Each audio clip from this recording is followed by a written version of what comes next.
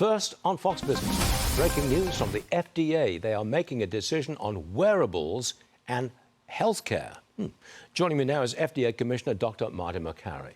Doctor, what is your announcement about wearables for healthcare? Well, good morning, Stu. You know, companies want predictability, and we have an AI revolution. We can't be behind things. We have to be proactive.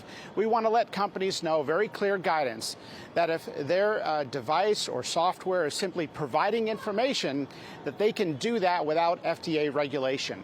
The only stipulation is that if they make claims of something being medical grade, like a clinically appropriate clinical grade blood pressure measurement. We don't want people changing their medicines based on something that's just a screening tool or an estimate of a physiologic parameter. The industry wants clear guidance. Markets like predictability. Investors want predictability, and that's what we're going to give them. Now, are these wearables accurate in what they measure? I presume the changes you're making are designed to make them accurate, enforce accuracy, right?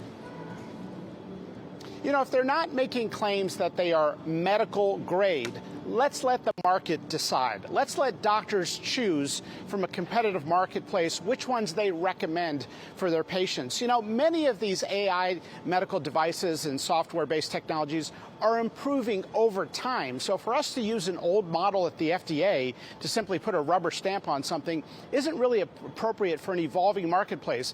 We also made an announcement today on decision support tools. If something is simply providing information like ChatGPT or Google, we're not going to outrun that lion. We're not going to go in there and say, well, there's one result that is inaccurate, therefore we got to shut this down. We have to promote these products and at the same time just guard against major safety concerns. I raised this because we got a survey from OpenAI. It claims 40 million people use ChatGPT for health advice at least once a day. That's an astronomical number and an extraordinary frequency of using ChatGPT. What do you think about this? Are you a little worried, a little concerned? Well, look, I think nothing substitutes the clinical judgment and wisdom of a physician or other clinician that's talking to you. But we can fight bad ideas with more ideas. We shouldn't say that there's a potential for something to give inaccurate information, therefore let's shut it down. We've got to give people information, allow them to access information, and then have conversations. We don't believe in censorship. What we believe in is an open, healthy discourse. And if people are getting some information, if people are looking up a symptom on a AI-based tool, let's have that conversation when they come in to see their doctor or do a virtual visit. We have been at the forefront of AI at the FDA. We were the first government agency to launch an AI tool agency-wide and the first government agency to launch agentic AI, which helps with workflows. We also have 130 AI solutions developed in-house in the last couple months.